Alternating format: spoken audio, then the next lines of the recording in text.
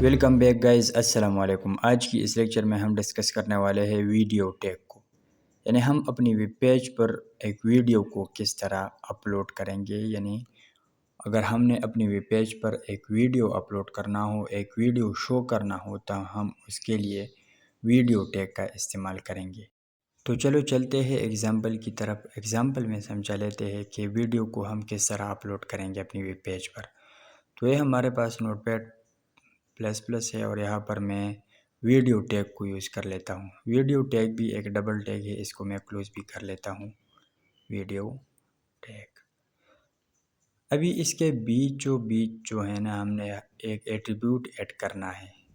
Attribute है source, src is equal to commas, और इन कामों के दरमियान अभी हमने वीडियो का लिंक डालना है। तो ये हमारे पास वीडियो है।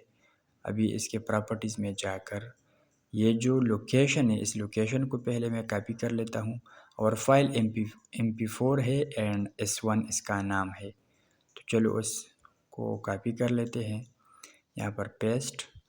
फाइल हमारे पास क्या था, S1 और MP4। ये हो गया लिंक, ठीक है। अभी इस तरह कर लेते हैं कि इसको टाइप दे देते हैं। ये यानी ये कौन सा टाइप है, तो वीडियो टाइप है। तो वीडियो स्लैश MP4।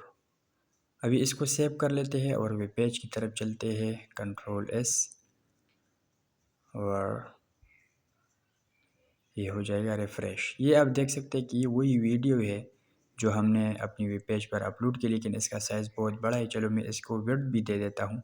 तो जो वीडियो टैग मैंने पहले ही लिया है, इसको मैं इसके अंदर मैं विड्थ ले लेता हूँ। तो width is equal to 400 pixel में दे देता हूँ। अभी यहाँ पर मैं एक और एट्रीब्यूट ऐड कर लेता हूँ, कंट्रोल्स। कंट्रोल एट्रीब्यूट आपने ज़रूर देना है, इसका फ़र्क मैं समझा लेता हूँ। ये आप देख रहे हो वीडियो उसी वेट के मुताबिक हमारे पास यहाँ पर शो हो रहा है।